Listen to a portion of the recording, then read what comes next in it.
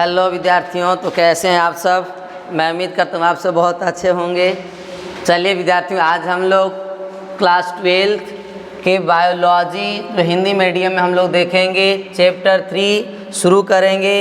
ये 3 चैप्टर पहले 4 चैप्टर हुआ करता था, अब 3 है क्योंकि सिलेबस में एक चैप्टर को हटा दिया है। नहीं तो यहाँ पर हम लोग 3 चैप्टर देखेंगे 12th क्लास का, और फुली हिंदी माध्यम से हम लोग तैयारी करेंगे, जिसमें चैप्टर का नाम है विद्यार्थियों जनन स्वास्थ्य रिप्रोडक्टिव हेल्थ। कौन सा चैप्टर है? रिप्रोडक्टिव हेल्थ, जनन स्वास्थ्य के बारे में जानेंगे आज हम लोग। आज इस चैप्टर का लेक्चर 1 है। 1 लेक्चर में आज हम लोग चैप्टर के इंट्रोडक्शन के बारे में अध्ययन करेंगे। नहीं चलिए शुरू करते हैं।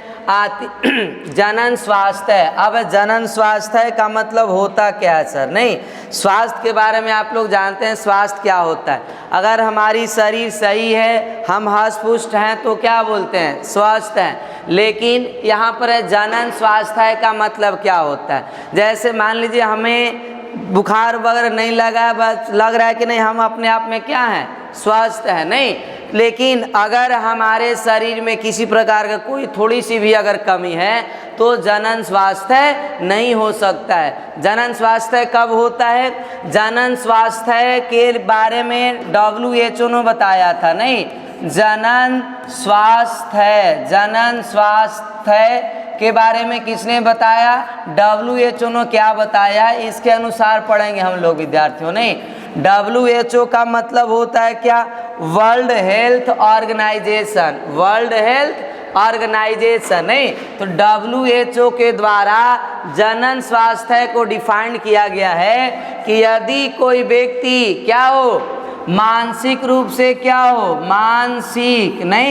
मानसिक रूप से स्वस्थ हो। मानसिक रूप कहे यानी मेंटली रूप से क्या हो? स्वस्थ हो। नहीं, क्या मेंटली रूप से स्वस्थ हो तो उसको जनन स्वास्थ्य कह सकते हैं? नहीं कह सकते हैं। नहीं, कब बोलेंगे मानसिक रूप से स्वस्थ हो? आपका शारीरिक रूप से स्वस्थ हो। शारीरिक रूप से क्या हो? स्वस्थ हो। शारीरिक यानी कि फिजिकल रूप से, नहीं फिजिकली रूप से क्या हो? स्वस्थ हो, तब उसको हम लोग क्या बोलेंगे?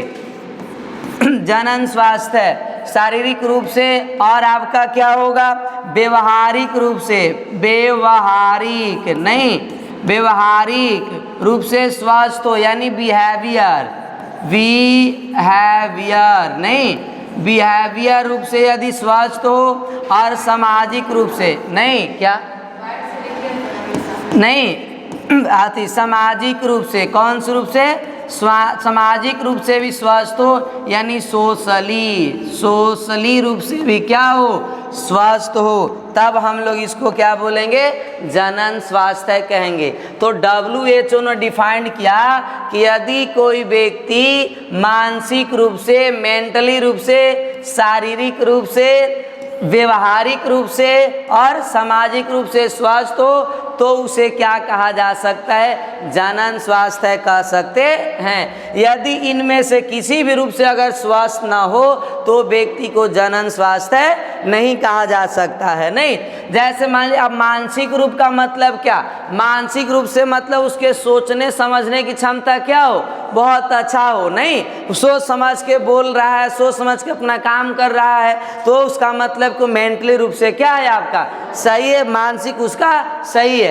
शारीरिक रूप से मतलब क्या? हाथ पैर जितने भी आपका फिजिकल ऑर्गन है, ये सब बॉडी के जो पार्ट्स वो सब अगर सही है तो आप शारीरिक रूप से क्या है? स्वस्थ हैं। अब व्यवहारिक रूप से क्या हो गया? व्यवहारिक रूप का मतलब होता है किससे कैसे बिहेव करना है, कैसे बोलना है, कहाँ बैठना है, कैसे चलना है, कब क्या बोलना है, नहीं इसके साथ किस प्रकार से पेश आना है, ये सब बिहेव के अंतर्गत आता है। तो यदि बिहेवियर रूप से आप लोग स्वस्थ हैं तो उसको क्या बोलेंगे? बिहेवियर रूप से अगर स्वस्थ हैं तो भी क्या बोलेंगे? जनन स्वास्थ्य। और सामाजिक का मतलब क्या हुआ कि यदि समाज में आप चल रहे हैं, समाज में बैठ रहे हैं, नहीं समाज के साथ अपना जीवन यापन कर रहे हैं तो उसको क्या बोलते हैं? सामाजिक रूप से स्वस्थ है। अगर जो व्यक्ति एकदम कमरे में बंद है, अपना एक कमरा रख के उसी में की दुनियादारी से मतलब नहीं है, नहीं तो उसको हम लोग बोलते हैं कि मानसिक सामाजिक रूप से स्वस्थ, कोई दुनियादारी से मतलब नहीं है तो उसको बोला जाता है कि सामाजिक रूप से स्वस्थ नहीं है। समझ में आ रहा ना आप लोग को ये चीज? तो सामाजिक का मतलब समझ गए कि जब कोई व्यक्ति समाज में चल रहा है, समाज में बैठ रहा है, समाज के साथ बोल रहा है, नहीं तो उसको बोलते हैं सामाजिक रूप से क्या है, स्वस्थ है। और शारीरिक व्यवहारिक रूप से मतलब हर व्यक्ति के साथ वो अच्छा से बिहेव करता है, नहीं उसका बिहेव क्या हो, अच्छा हो, तो बोलते हैं कि वो आपका क्या है, बिहेवियर रूप से, यानी बिहेवियर रूप से, व्यवहारिक रूप से क्या है, स्वस्थ है। और यह मानसिक रूप से, आप शारीरिक रूप से क्या, वो अच्छा से काम कर रहा है। आप जैसे अभी अपने घर से क्लास आए, अपने पैरों की सहायता आए हैं ना, तो आप अपने पैर की सहायता, क्योंकि आपका जो पैर है वो क्या है, सही सलामत है, नहीं यानी फिजिकल रूप से आप क्या है, स्वस्थ है, तभी तो अपने घर से यहाँ कोचिंग तक चल के आए, क्योंकि अभी हमारा जो बॉडी का पार्ट यानी पैर है वो स्वस्थ है, जिसकी सहायता से हम चल के अपने घर से कोचिंग के लिए आए। समझ में आ रहा ना आप लोग को? तो शारीरिक रूप से भी स्वस्थ है। मैं जैसे मान लो कि हम हाथ से लिख रहे बोर्ड पर, क्योंकि अभी शारीरिक रूप से हम क्या हैं, स्वस्थ है, मेरा हाथ सही है तभी तो लिख पा रहे हैं, हम बोल पा रहे हैं क्योंकि हमारी जो बोलने का ऑर्गन है वो क्या है, स्वस्थ है। हम सुन पा रहे हैं क्योंकि हमारे सुनने का जो ऑर्गन है, सुनने का जो अंग है वो क्या है, स्वस्थ है। हम देख पा रहे हैं कि यहाँ विद्यार्थी बैठा हुआ है, नहीं हमने क्लास ले रहा है, यानी कि हमारी आँख क्या है, सही है, तभी तो देख पा रहे हैं ना, यानी फिजिकल रूप से, शारीरिक रूप से क्या है, स्वस्थ है। तो शारीरिक रूप का मतलब समझ आ गया ना आप लोग को? अब मानसिक रूप से क्या, हमने मानसिक रूप से सही है, हमें पता है कि हमको जनन स्वास्थ्य में क्या पढ़ाना है, हमें पता है कि बायो में जो आपका जनन स्वास्थ्य है वो चैप्टर में क्या पढ़ना है, जनन स्वास्थ्य में क्या क्या चीज आएगा, केमिस्ट्री में क्या आएगा, फिजिक्स में क्या आएगा, नहीं अभी हम विद्यार्थी को यहाँ पर बढ़ा रहे 12th क्लास का, तो हमारे अंदर सोचने की क्षमता है कि हम अभी कौन सी क्लास को पढ़ा रहे हैं, 12th क्लास का कौन सा अध्याय, जनन स्वास्थ्य है। तो अब जनन स्वास्थ्य के बारे में ही न बताएंगे। अगर मान लें कि हम मेंटली रूप से सही नहीं है तो लिखवाने के लिए जनन स्वास्थ्य है तो लिखवा देंगे आपका केवल कौन सी, जनन। जनन और जनन स्वास्थ्य में क्या है, अंतर है। हमने अभी आप लोग के बीच में अच्छा से टॉपिक को एक्सप्लेन कर पा रहा हूँ, क्यों, क्योंकि मैं मानसिक रूप से क्या हूँ, स्वस्थ हूँ, हेल्थ हूँ, इसलिए आप लोग के बीच में अपना जो भी आपके अध्याय के अंतर्गत आता है उसके बारे में आपको बता पा रहा हूँ, एक्सप्लेन कर पा रहा हूँ, आप समझ पा रहे हैं, क्योंकि आप मेंटली रूप से क्या हैं, स्वस्थ हैं। समझ रहे? जो मेंटल माने कौन चीज होता है, पागल, मेंटली रूप से स्वस्थ नहीं, उसको बैठा दीजिए तो पता चलेगा, आम निम कुछ बुझाएगा, नहीं बुझाएगा, क्योंकि उसको वो मानसिक रूप से स्वस्थ नहीं है। समझ में आ रहा है ना आप लोग को? ये चीज है आपका। तो इस अवगर तो अब जनन स्वास्थ्य का डिफिनेशन तो क्लियर हो गया होगा ना। WHO ने बताया कि यदि कोई व्यक्ति मानसिक रूप से, शारीरिक रूप से, व्यवहारिक रूप से, सामाजिक रूप से यदि स्वस्थ है तो ही वो व्यक्ति को क्या कहा जा सकता है विद्यार्थियों, जनन स्वास्थ्य कहा जा रहा है। समझ रहे हैं ना आप लोग? भूलेंगे नहीं डिफिनेशन, नहीं रटना नहीं है, समझ को याद करना, हम लोग को आसानी से डिफिनेशन बना सकते हैं। तो ये जनन स्वास्थ्य के डिफिनेशन के बारे में समझे हम लोग। अब हम लोग देखते हैं आगे कि जो जनन स्वास्थ्य होता है उसमें कुछ समस्याएं उत्पन्न होती है, नहीं जनन, अगला जो हम लोग का टॉपिक आएगा वो जनन स्वास्थ्य, जनन स्वास्थ्य, नहीं जनन स्वास्थ्य संबंधित समस्या देखेंगे हम लोग, नहीं जनन स्वास्थ्य संबंधित समस्या नहीं। अब क्या समस्या उत्पन्न होता है विद्यार्थियों, हम लोगों ने डिफिनेशन के बारे में समझा। अब इसमें अगर कोई रूप से अगर स्वस्थ नहीं तो समस्या उत्पन्न होगा ना। अब इसमें से कब हम मान लीजिए कि अस्वस्थ होंगे, नहीं तो ये सब हमारे लिए क्या समस्या खड़ा हो सकता है ना। कब हो सकता है कि जैसे कोई फिजिकल रूप से स्वस्थ नहीं है, शरीर उसका स्वस्थ नहीं है, तो उसके अंदर कई ऐसे रीजन हो सकते हैं, कई कारण हो सकते हैं ना। तो अब जनन स्वास्थ्य में जो समस्याएं उत्पन्न होती है वो देखेंगे हम लोग। क्या समस्या, नहीं जनन स्वास्थ्य क्या लिखेंगे, समस्या, जनन स्वास्थ्य संबंधी समस्या, संबंधित भी लिखते हैं तो कोई दिक्कत नहीं, नहीं संबंधी समस्या। तो पहला जो समस्या होता है अशिक्षा, क्या अशिक्षा, मतलब अशिक्षा का मतलब क्या होता है, या अशिक्षित भी लिख सकते हैं इसको, अशिक्षा या अशिक्षित, नहीं अशिक्षित। अशिक्षित का मतलब क्या कि जिसके पास ज्ञान न हो, जिसके पास ज्ञान न हो, यानी अज्ञानता, अज्ञानता, नहीं अज्ञानता, अज्ञानता होगा। और क्या होगा आपका, सोचने समझने की, सोचने समझने की, आपका समझने की क्षमता कम हो जाता है, क्षमता कम। जो एक व्यक्ति मान लीजिए कि पढ़ा लिखा है, शिक्षित, और एक व्यक्ति क्या है, अनपढ़ है, अशिक्षित है, दोनों में सोचने समझने की क्षमता बराबर होगा, नहीं होगा। जैसे मान लीजिए कि एक घर में दो भाइयों का मैरिज होता है, एक भाई का वाइफ पढ़ी लिखी है और एक का क्या है, अनपढ़ है, तो दोनों के बिहेव में चेंजिंग होगा कि नहीं होगा, दोनों की सोचने समझने की क्षमता क्या होगा, अलग होगा, नहीं, दोनों का क्या होगा, कुछ ना कुछ तो जरूर अंतर होगा। जब अगर फायदा नहीं होता तो काहे इतना पैसा खर्चा करके पढ़ते, नहीं, घर नहीं सुतल रहते आराम से।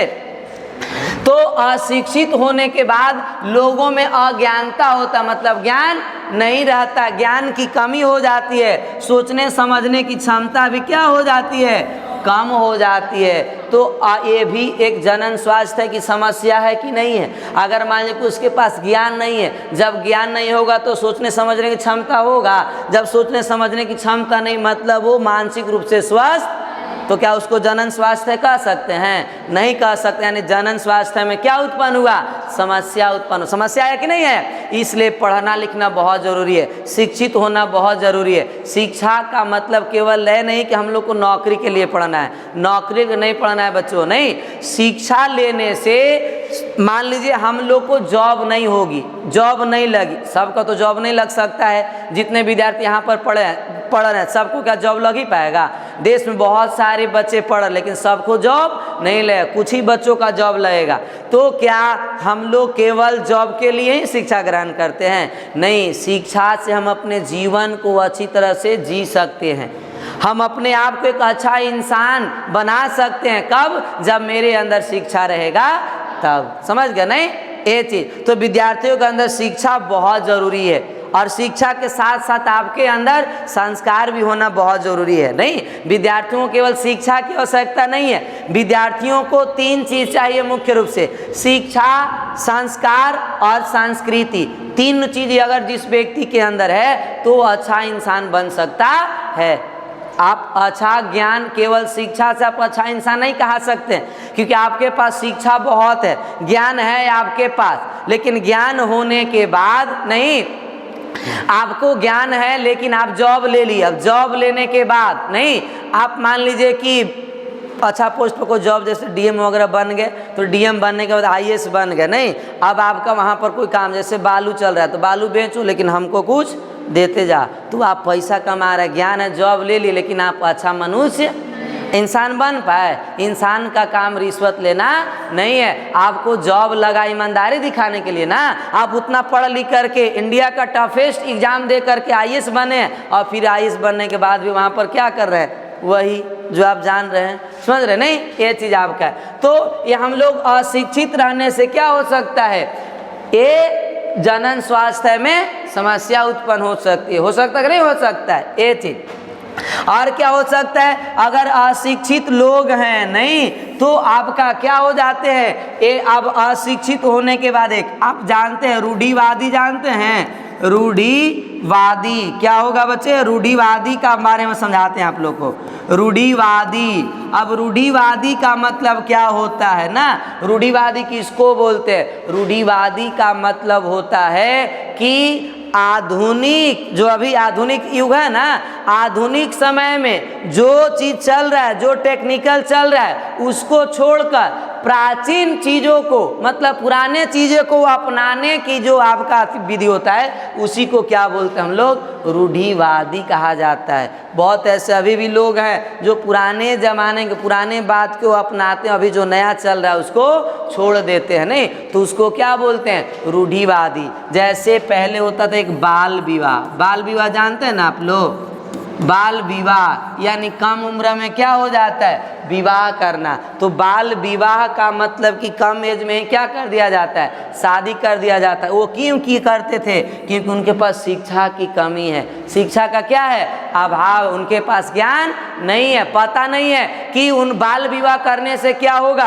अब जो पढ़ा लिखा आदमी उसको पता है कि अगर बाल विवाह करते हैं, यानी बाल विवाह का मतलब कम एज में ही मैच्योर्ड नहीं हुआ तभी उसका क्या कर दिया गया, शादी कर दिया जाता है। नहीं तो उससे उसके शरीर पर बहुत ज़्यादा प्रभाव पड़ता है। जनन अंगो नहीं, जनन अंग क्या होंगे, प्रभावित होंगे। जनन अंग क्या होंगे बच्चे, प्रभावित होंगे, यानी जनन अंगों पर प्रभाव पड़ेगा। और क्या हो सकता है, जननीय रोग हो सकता है, जननीय रोग उत्पन्न हो सकता है। नहीं, जनन अंग मतलब कि जब बच्चा मान लीजिए कि 14-15 साल का होता है, 12-13 साल का, तो उतने एज में विवाह कर देने को क्या बोलते हैं हम लोग, बाल विवाह। अब बताइए कोई अगर बच्चा या कोई भी, या मेल हो या फीमेल, हम लोग ऐसे जानते हैं कि मेल यदि 12 से 14 वर्ष की आयु में आ जाता है तो उसके अंदर यौना आरंभ हो जाता है ना, उसके अंदर जनन अंग क्या होता है, परिपक्व होना शुरू होता है, मैच्योरिटी प्रारंभ होता है, पूर्ण रूप से होता नहीं है, वह पूरी तरह से परिपक्व नहीं होता, परिपक्व होना शुरू होता है नहीं। और लड़की को माना जाता है 10 से 12 वर्ष की आयु में वो आपका यौना आरंभ प्राप्त होता है, तो उसकी भी जनन अंग परिपक्व होना शुरू की अवस्था में अभी शुरू हुआ है परिपक्व होना, और वही एज में क्या कर देते हैं, शादी कर दिया जाता है। तो जब शादी करने के बाद कम एज में ही से क्या होगा, आपका संतान की उत्पत्ति होगा। किसका उत्पत्ति होगा, संतान की उत्पत्ति। जब संतान की उत्पत्ति होगा तो उनके जनन अंग परिपक्व नहीं न थे, तो जनन अंग जब परिपक्व नहीं है तो अंग पर क्या हो सकता है, प्रभाव पड़ सकता है। जनन अंग जैसे यूट्रस हो गया, ओवरी हो गया, नहीं फिलोपियन ट्यूब हो गया, नहीं तो ये सब पूरी तरह से विकसित नहीं है। अब यूट्रस मान लीजिए कि बाल विवाह में किसी फीमेल को कम एज में विवाह कर दिया गया, नहीं, अब उसका यूट्रस पूरी तरह से विकसित नहीं है। अब जब वो फीमेल गर्भ धारण करेगी तो उसका यूट्रस पूरी तरह से परिपक्व नहीं है, तो उसके पे यूट्रस पर प्रभाव पड़ेगा कि नहीं पड़ेगा, बहुत ज़्यादा प्रभाव पड़ेगा।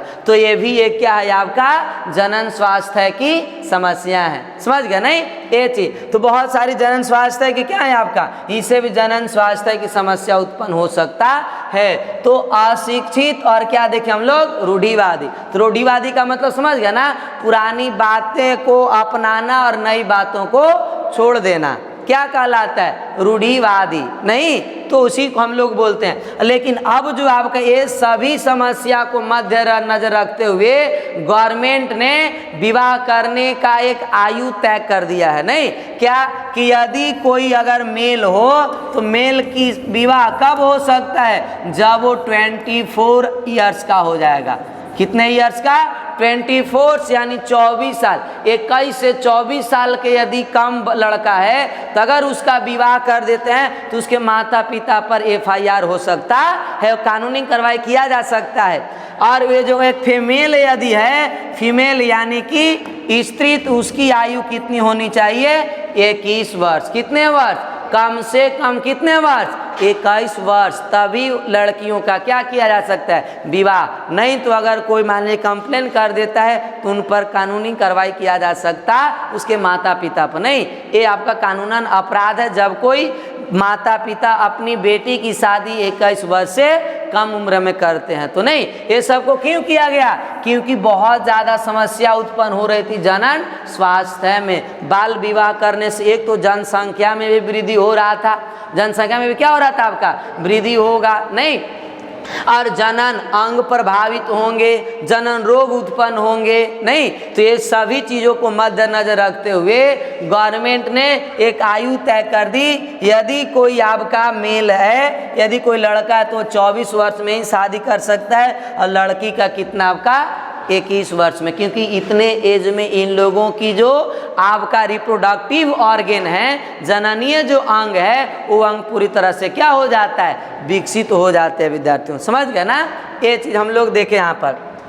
तो चलिए सबको अब हम लोग क्या करते हैं, आगे लिखते हैं। नहीं अब यहाँ पर जनन स्वास्थ्य का डिफिनेशन आपको पीछे बताया हमने नहीं कि जनन स्वास्थ्य किसको बोलेंगे, तो विश्व स्वास्थ्य संगठन यानी WHO वर्ल्ड हेल्थ ऑर्गेनाइजेशन के अनुसार जब कोई व्यक्ति क्या हो, शारीरिक रूप से यानी फिजिकल, व्यवहारिक रूप से मतलब बिहेवियर, सामाजिक रूप से मतलब सोशली रूप से स्वस्थ हो, तो उस व्यक्ति को क्या कहा जाता है, जनन स्वास्थ्य कह सकते हैं, अन्यथा वो जनन स्वास्थ्य नहीं होगा। अगर इनमें से किसी भी रूप से अगर वो स्वस्थ नहीं है तो जनन स्वास्थ्य नहीं कहलाएगा। नहीं, ये चीज। और यहाँ पर ये नोट में याद रखिएगा कि 7 अप्रैल को विश्व स्वास्थ्य दिवस मनाया जाता है। विश्व स्वास्थ्य दिवस कब मनाया जाता है, 7 अप्रैल को। और 11 जुलाई को क्या मनाया जाता है विद्यार्थियों, विश्व जनसंख्या दिवस। कौन से दिवस, विश्व जनसंख्या दिवस मनाया जाता है। नहीं, अब विश्व जनसंख्या दिवस मनाया जाता है कब, 11 जुलाई को। अब विश्व जनसंख्या का मतलब होता है अब हमारे देश में तेजी से क्या बढ़ते जा रही है, मानव की जनसंख्या बढ़ रही है ना, बहुत तेजी से बढ़ रही है। अब लगता है भारत चीन को भी पीछे कर देगा। नहीं, पहले था आपका चीन जनसंख्या का आधार, जनसंख्या के आपका आधार पर, और एक भारत। नहीं, चीन था आपका कितना, 1 नंबर पर, भारत कौन सी नंबर पर था, समझे कितना तेजी से विकास कर रहा है। नहीं, चीन था पहले नंबर पर, भारत कौन सी नंबर पर था, दूसरे नंबर पर। नहीं, और चीन में जो बचे आपका पहले, बहुत पहले जो आपका जनसंख्या तेजी से बढ़ता था। नहीं, लेकिन अब जो है इसका जनसंख्या क्या हो गया, कंट्रोल हो गया। पहले इसके जो आपका जन्म दर जो था वो कितना था आपका, 1.3% था। नहीं, 1.3%, इतना तेजी से जनसंख्या बढ़ता था। लेकिन अब इसी को घटा करके कितना आ गया है, 0.5%। कितना प्रतिशत, 0.5%। नहीं, तो ये चीन में बहुत कंट्रोल आ गया। नहीं, लेकिन जब अब भारत में जब कंट्रोल नहीं होगा तो चीन को भी क्या कर देगा, आपका पीछे कर देगा। समझ गए ना ये चीज। और भारत में जनसंख्या बढ़ने का 2-3 रीजन है। नहीं, कितने तरह से जनसंख्या बढ़ सकता है। तो अब जैसे बच्चे आपसे पूछे नहीं कि जो जनसंख्या बढ़ रहा है भारत के अंदर, जो जनसंख्या में वृद्धि हो रही है, उसका आपका रीजन है। नहीं, ये रीजन हम लोग पढ़ेंगे। जैसे यहाँ पर जनसंख्या बढ़ने का पहला रीजन क्या है, जन्म दर। कौन सा दर, जन्म दर, बर्थ रेट। अगर जन्म दर ज़्यादा है, जन्म दर का मतलब कि जन्म क्या हो रहा है, तेजी से। नहीं, जन्म क्या हो रहा है, तेजी से, तो जनसंख्या में क्या होगा, वृद्धि होगा। जनसंख्या में क्या होगा बच्चे, वृद्धि होगा। और एक आपका यदि मृत्यु दर, कौन सा दर, मृत्यु दर। कौन सा दर, मृत्यु दर अगर बढ़ जाए तो जनसंख्या क्या होगा, कम होगा। जन्म दर बढ़ेगा तो जनसंख्या क्या होगा, अगर मृत्यु दर बढ़ेगा तो जनसंख्या मतलब मरेंगे ज़्यादा और जिएंगे मतलब जन्म लेंगे कम। लेकिन यहाँ पर उल्टा होता है। नहीं, जन्म इतने जन्म होता है कि जिसका कोई डाटा नहीं है। अब मृत्यु दर आपका बहुत कम है, किसकी अपेक्षा, जन्म दर की अपेक्षा। जनसंख्या बढ़ेगा कि घटेगा, जन्म दर ज़्यादा है और मृत्यु दर क्या है, कम है, तो आपका जनसंख्या बढ़ेगा कि घटेगा। ये 2 रीजन समझ गए। यदि जन्म दर बढ़ेगा तो जनसंख्या क्या होगा, अगर मृत्यु दर कम होगा, मृत्यु दर क्या होगा, कम होगा, तो भी जनसंख्या क्या होगा, बढ़ेगा। समझ गए ना ये चीज। तो दूसरा आपका क्या होता है, तीसरा आपका आवास। क्या होता है, आवास होता है। क्या होता है, आवास। नहीं, आवास का मतलब क्या होता है, आवास का मतलब कि जब कोई दूसरे देश से लोग आकर के भारत में आ जाए तो उनको क्या मिल जाता है, भारत की नागरिकता मिल जाता है, मतलब भारत में रहने लगे। अब दूसरे देश से आदमी आके भारत में रहेगा तो जनसंख्या बढ़ेगा कि घटेगा।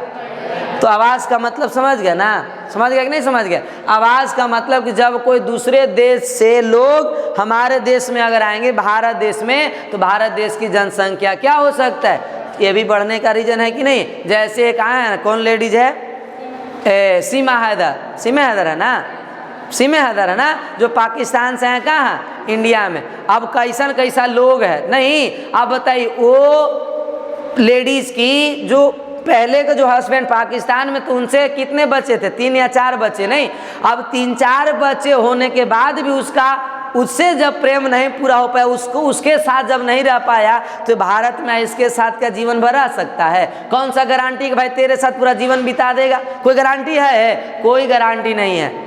जब वो अपने हस्बैंड के साथ उससे उसके 3-4 बच्चे जन्म लिए और भारत में फिर आ गया, किसके, सचिन नहीं नाम था नहीं, अब आने के बाद उसको यहाँ मिल गया, नागरिकता मिल गया नहीं, तो अब उस तरह के, अब देखो वो आई एक और के वो ले आई, साथ में ले भी आई है ना, तो बताइए 3 जनसंख्या बढ़ेगा कि घटेगा? इस थाना से बढ़वे करेगा नहीं। तो ऐसे ऐसे लोग हैं, वो सबको नई नागरिकता देना चाहिए यहाँ पर नहीं।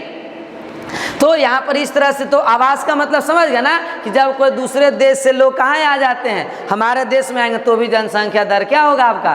बढ़ेगा। इसके बाद एक और आपका है क्या? प्रवास। प्रवास का मतलब क्या होता है?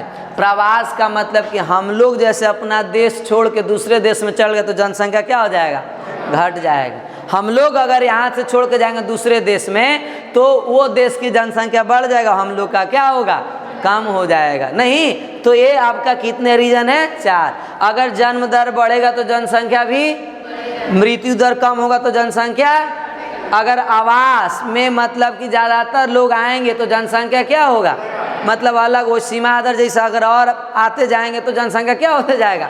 बढ़ते जाएगा नहीं। अब प्रवास का मतलब जब भारत से जाएंगे तो जनसंख्या कम होगा, अगर नहीं जाएंगे तो जनसंख्या क्या रहेगा आपका? वही रह जाएगा। समझ गए ना? तो इस तरह से जनसंख्या भी क्या होते जा रहा है आपका? बढ़ते जा रहा है। समझ गए ये चीज? इसके बाद आगे चलते हम लोग। अब आगे हम लोग का जनन स्वास्थ्य संबंधित समस्या, इसके बारे में अभी बताया हमने आपको पिछले स्लाइड में नहीं, अभी थोड़ा सा हम लोग चर्चा किए थे कि जो जनन स्वास्थ्य समस्या होता है वो कैसे उत्पन्न हो सकता है। क्या है जनन स्वास्थ्य संबंधी समस्या? तो निम्नलिखित कारण दिया हुआ है कि पहला, कम उम्र में बच्चों को क्या कर देना? विवाह कर देने से। कम उम्र में क्या कर देने से? विवाह, मतलब कि बाल विवाह। इसको क्या बोलेंगे विद्यार्थी हम लोग? बाल विवाह बोलेंगे। क्या बोलेंगे? बाल विवाह। क्या? बाल विवाह। कम एज में शादी करने को क्या बोलते हैं हम लोग? बाल विवाह। बाल विवाह करने से भी क्या हो सकता है? समस्या उत्पन्न हो सकता है कि नहीं हो सकता है? अभी बताया, बाल विवाह में ऑर्गेन पर प्रभाव पड़ सकता है, जननीय अंग पर नहीं, जननीय रोग उत्पन्न हो सकता है, जनसंख्या में क्या होगा आपका? वृद्धि होगा। ये सब क्या होता है आपका? समस्या उत्पन्न होगा। बाल विवाह करने से जनसंख्या में वृद्धि होगा कि नहीं होगा? जैसे मान लें कि एक व्यक्ति को शादी करना था 11 साल में, अरे 21 साल में, सॉरी कितने साल में? 21 साल में एक फीमेल का, और उसका विवाह कर दिए कितने साल में? 15 साल। कितना का डिफरेंस है? बोले कितना का? 6 साल का। कितने साल का? 6 साल। अब बताइए, अब उसको जब 15 साल में विवाह हुआ तो 2-3 साल होते होते इसके संतान तो जन्म लेंगे ना, इनसे क्या उत्पन्न होंगे? संतान उत्पन्न होंगे कि नहीं होंगे? अब संतान उत्पन्न हो गया 6 साल, अगर 21 साल में होता तो मान लें कि इससे 2 या 3 संतान जन्म ले। कितने? 2 या 3। तो बताइए 6 साल तक 3 को जनसंख्या कम है न रहता कि नहीं रहता? अभी आपका 6 साल से पहले ही 3 को जनसंख्या बढ़ा दिया। अब ये तीनों भी तो आपका क्या बोलते हैं 6 साल लेट से आपका ये आया थी, क्या होता है? विकसित होता। लेकिन यहाँ पर क्या हो जाएगा? 6 साल से पहले ही नहीं लोग। अब जब 6 साल शादी होता तो बच्चे का जन्म 6 साल में होता, अब इन लोग 6 साल होते होते अब स्कूल में जाने लगेगा। जाएगा कि नहीं जाएगा? तो ये सब चीज़ को रोकना होगा नहीं, इसमें लागू करना होगा। हम 2 हमारे 2, मतलब समझते हैं आप लोग? अब इससे भी नहीं होगा तो हम 2 हमारे 1, लेकिन यहाँ नहीं, हम 2 हमारे 1 दर्जन। बहुत ऐसे हैं नहीं हैं, बहुत लोग हैं जिनके 1-1 हाफ दर्जन है नहीं। ये चीज़ आपका, और ये चीज़ आपका। इसके बाद है आपका एक शिक्षा एवं जागरूकता में कमी। शिक्षा में भी कमी है। जो लोग को पता है कि जनसंख्या बढ़ने से क्या नुकसान होने वाला है नहीं, वो लोग जागरूक, जो लोग जागरूक है, जो लोग शिक्षित हैं, वो ज़्यादातर अपने से संतान को जन्म नहीं देंगे। ज़्यादा से ज़्यादा कितने?